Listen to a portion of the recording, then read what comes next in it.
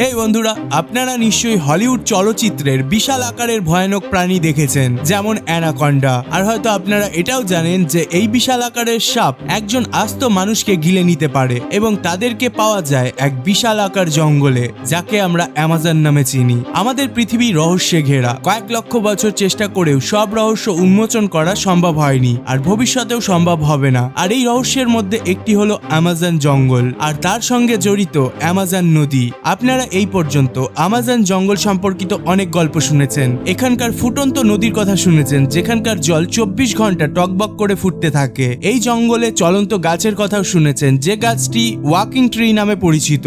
আর অ্যানাকন্ডার মতো বিশাল সাপের গল্প তো নিশ্চয়ই শুনেছেন। কিন্তু আজকে অদ্ভুত দশের এই ভিডিওটিতে আমি এমন একটি বিষয় সম্পর্কে আলোচনা করব যার অস্তিত্ব অ্যামাজন জঙ্গলে নেই, আর সেটা হলো সেতু, অর্থাৎ ব্রিজ। বর্তমান মডার্ন টেকনোলজির সাহায্যে আমরা সমুদ্রের বুকেও ব্রিজ নির্মাণ করতে সফল হয়েছি। সমুদ্রে কি করে ব্রিজ নির্মাণ করতে হয় তা নিয়ে অদ্ভুত দাসে অলরেডি ভিডিও আছে। কিন্তু অ্যামাজন নদীতে কি এমন রহস্য লুকিয়ে রয়েছে যার কারণে সেখানকার সরকার ব্রিজ নির্মাণ করতে ভয় পাচ্ছে? কারণ ইঞ্জিনিয়াররা যদি সমুদ্রের মতো জায়গাতে ব্রিজ নির্মাণ করতে পারে, তাহলে নদীর ওপর ব্রিজ নির্মাণ করা তাদের কাছে খুবই সহজ ব্যাপার। তাহলে কেন অ্যামাজন নদীর ওপর ব্রিজ নির্মাণ করতে ব্যর্থ হয়েছে তারা? এর পেছনে গোপন রহস্য জানতে সম্পূর্ণ ভিডিওটি দেখার অনুরোধ রইল। তো চলুন শুরু করা যাক। প্রাচীনকাল থেকেই মানুষ বিভিন্ন প্রয়োজনের কারণে নদী পাড়ি দিয়ে এসেছে, কিন্তু প্রযুক্তির কল্যাণে এই কঠিন কাজটিকে মানুষ সহজ করে নিয়ে এসেছে। যখন কোনো নদী দুটি দেশ বা শহরকে বিভক্ত করে, তখন এই সেতুই একমাত্র মাধ্যম যে দুটি দেশ বা শহরের মিলন ঘটায় এবং ভ্রমণের দূরত্বকে কমিয়ে নিয়ে আসে। বর্তমানের মানুষ এমন উন্নতির চরম শিখরে পৌঁছেছে যে সমুদ্রের নিচেও টানেল নির্মাণ করতে সক্ষম হয়েছে, এমনকি সমুদ্রের মাঝেও ব্রিজ নির্মাণ করতে পিছুপা হাঁটেনি। তাহলে এই নদীর মধ্যে কি এমন ভয়ানক জিনিস লুকিয়ে রয়েছে যা ব্রিজ নির্মাণে বাধা সৃষ্টি করছে? আসলে অ্যামাজন নদীর ওপর ব্রিজ নির্মাণ না করার পেছনে বেশ কিছু কারণ রয়েছে। এই কারণগুলো জানার পূর্বে আমাদের আগে জানতে হবে অ্যামাজন নদী এত স্পেশাল কেন। অ্যামাজন পৃথিবীর সব থেকে বড় রেইন ফরেস্ট, আর রেইন ফরেস্ট মানে যে বন অঞ্চলে প্রচুর বৃষ্টিপাত হয় আর সারা বছর অরণ্যের গাছগুলোর পাতা সবুজ থাকে। এই ঘন বনাঞ্চলটি প্রায় 70 লক্ষ বর্গ কিলোমিটার থেকেও বেশি এলাকা জুড়ে বিস্তৃত। যদি এই রেইন ফরেস্টটি একটি দেশ হতো, তাহলে বিশালতার দিক থেকে এটি বিশ্বের 9তম দেশ হতো। আরো একটু স্পষ্ট করে বললে, ব্রিটেন এবং আয়ারল্যান্ডকে 17 বার এই জঙ্গলে রাখার মতন জায়গা আছে, আর বাংলাদেশকে 35 বার, এমনকি ভারতবর্ষের মতো বড় দেশকেও 2 বার রাখা যাবে। এই জঙ্গলটি প্রায় 6 কোটি বছর পুরনো। অ্যামাজন জঙ্গলকে পৃথিবীর ফুসফুস বলা হয়, কারণ প্রতিদিন পৃথিবীর মোট 20% অক্সিজেন উৎপন্ন হয় অ্যামাজন জঙ্গলের বিস্তীর্ণ গাছপালার জগৎ থেকে। আর এই জঙ্গলের বুক ভেদ করেই বয়ে চলেছে অ্যামাজন নদী। আর এই অ্যামাজন নদী এখনো পর্যন্ত মানুষের কাছে একটা বড় বিস্ময়। অ্যামাজন পৃথিবীর দ্বিতীয় বৃহত্তম নদী, যার দৈর্ঘ্য প্রায় 6400 কিলোমিটার। কিন্তু ব্রাজিলের সরকার অফিসিয়ালি ঘোষণা করেছে পৃথিবীর সব থেকে বড় নদী আমাজনই, কিন্তু এটা ভুল, কারণ পৃথিবীর সব থেকে বড় নদী হলো নীল নদ, যার দৈর্ঘ্য প্রায় 6693 কিলোমিটার। অ্যামাজন নদী ব্রাজিল, বলিভিয়া, কলম্বিয়া, ইকুয়েডর এবং পেরুর মধ্যে দিয়ে বয়ে পেরুর আন্দিজ পর্বতমালা হয়ে সোজা আটলান্টিক মহাসাগরে মিলিত হয়েছে।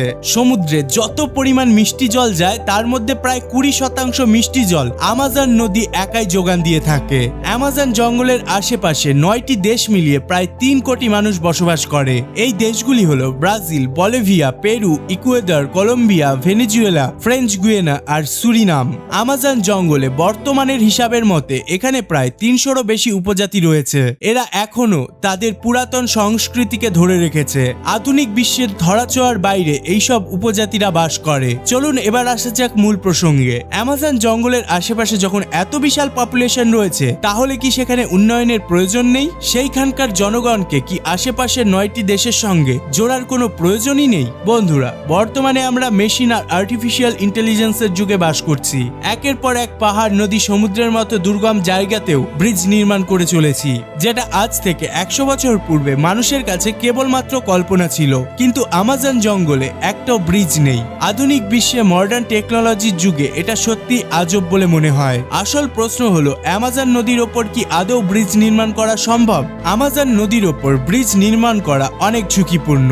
এর মধ্যে সবথেকে বড় রিস্ক হলো ওখানকার ওয়েদার, কারণ শুষ্ক আবহাওয়ার কারণে এখানকার নদী স্বাভাবিক থাকে, চওড়া হয় না। কিন্তু যখনই বর্ষার আবহাওয়া আসে তখনই সমস্যার সৃষ্টি হয়। নদীর জল তখন 30 মাইল অবধি বেড়ে যায়। মানে শুষ্ক আবহাওয়ায় যদি 3 মাইল ক্রসিং থাকে, বর্ষার সময় সেটি 30 মাইল বেড়ে যায়। এখন হয়তো আপনি ভাবছেন এর মধ্যে অবাক হওয়ার কি আছে, বর্ষার ওয়েদারে তো সব নদী চওড়া হয়ে যায়। কিন্তু আমাজন নদীর ক্ষেত্রে বিষয়টা একটু ভিন্ন। যখন এখানে বৃষ্টি হয় তখন জলের স্তর এতই বেড়ে যায় যে কেউ সঠিকভাবে বলতে পারে না কোন দিকের কিনারা ডুবে যাবে আর কোন দিকের কিনারা বেঁচে থাকবে। অতএব সব থেকে বড় সমস্যা হলো ব্রিজটাকে এক্সাক্ট কোন স্থানে নির্মাণ করা হবে তা সঠিকভাবে বলা সম্ভব হয় না। কল্পনা করুন, ওইখানকার সরকার একটি ব্রিজ নির্মাণ করে ফেললো, কিন্তু বর্ষার সময় ব্রিজের 2 অংশই ডুবে গেল। ব্রিজের 2 অংশ ডুবে যাওয়া মানে যাতায়াত সম্ভব হবে না। এখন ব্রিজটি তাহলে কি কাজে আসবে? আসলে ব্রিজটি তখন ইউজলেস হয়ে যাবে।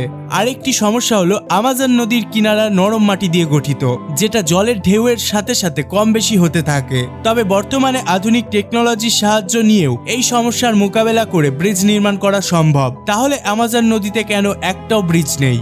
স্পষ্টভাবে বলতে হলে বলা যায় আমাজন নদীতে ব্রিজের কোনো প্রয়োজনই নেই। এর প্রধান কারণ হলো ওখানকার জনবসতি ততটা ঘন নয়। সেখানকার জনবসতি চতুর্দিকে ছড়িয়ে ছিটিয়ে রয়েছে, তাই এখানকার রাস্তাঘাট অনেক কম, প্রায় না বললেই চলে। আর এই নদী হলো তাদের জন্য হাইওয়ে। এই কারণে ওখানকার জনগণ ট্রাভেলের জন্য গাড়ি বাইকের পরিবর্তে বোটের ব্যবহার করে থাকে। আমাজন নদীর বুকে ব্রিজ নির্মাণ না করার পেছনে আরো একটি কারণ হলো ওখানকার ভয়ঙ্কর জীবজন্তু। পূর্বেই বলেছিলাম এই নদীতে অ্যানাকন্ডার মতো ভয়ঙ্কর প্রাণীরা বাস করে, যারা একজন আস্ত মানুষকে গিলে খেয়ে নিতে পারবে। এই কারণে আমাজন নদীর ওপর ব্রিজ নির্মাণ করা বিপজ্জনক। হয়তো এই কথাগুলো ভেবেই সেখানকার সরকার ব্রিজ নির্মাণ করার ক্ষেত্রে কোনো রকম স্টেপ নিচ্ছে না। আমাজন নদীতে ব্রিজ নির্মাণ না করার পেছনে আরো একটি কারণ রয়েছে। এক্সপার্টদের মতে যদি এই নদীর ওপর ব্রিজ নির্মাণ করা হয় তাহলে এখানে জনবসতি গড়ে উঠবে, যার ফলে বনাঞ্চল নষ্ট করে নগর ও শিল্পাঞ্চল গড়ে উঠবে। ফলে এখানে বসবাসকারী বন্যপ্রাণীরা সংকটে পড়বে।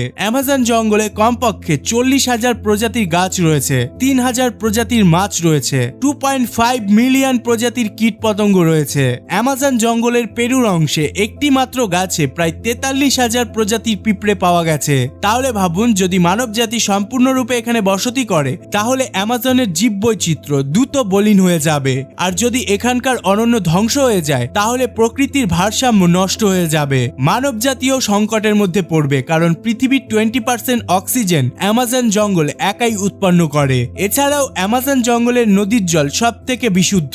আর এটাই মূল কারণ যে সরকার এবং এক্সপার্টরা ভয় পায় সেখানে ব্রিজ নির্মাণ করতে। তবে এমন নয় যে এখানে কখনোই ব্রিজ নির্মাণ করা হয়নি। 2010-এ ব্রাজিল সরকার আমাজনের একটি শাখা নদী রিও নিগ্রোর ওপর 11,795 ফুট লম্বা কেবল ব্রিজ নির্মাণ করে। এই ব্রিজটি হলো আমাজন রিজনের একমাত্র ব্রিজ। তবে টেকনিক্যালি এই ব্রিজটি আমাজনের মেইন রিজনের মধ্যে পড়ে না, তাই সবাই ভেবেছিল এই ব্রিজটি নির্মাণ করলে আমাজন জঙ্গলের কোনো ক্ষতি হবে না। এই ব্রিজটির কারণে দুটি শহরের মানুষ খুবই খুশি। এই ব্রিজটি তাদের কাছে যেন কোনো অলৌকিক জিনিস, কারণ পূর্বে বোটে চেপে নদী ক্রস করতে হতো।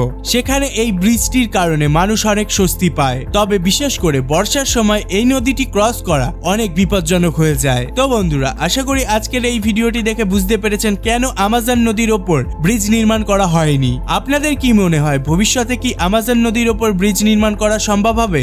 এবং যদি সেটা হয় তাহলে এখানে জনবসতি পুরোপুরিভাবে গড়ে উঠলে এর ফলাফল কি ঘটতে পারে? আপনার মতামত অবশ্যই কমেন্ট বক্সে করে জানাবেন। আর ভিডিওটি ভালো লাগলে অবশ্যই লাইক, কমেন্ট এবং শেয়ার করবেন। অদ্ভুত দশ চ্যানেলটিতে নতুন হলে অবশ্যই সাবস্ক্রাইব করে বেল আইকনটিতে প্রেস করে নেবেন এরকম ইন্টারেস্টিং ভিডিও সবার আগে দেখতে। সর্বশেষে thanks for watching. Stay happy, stay cool.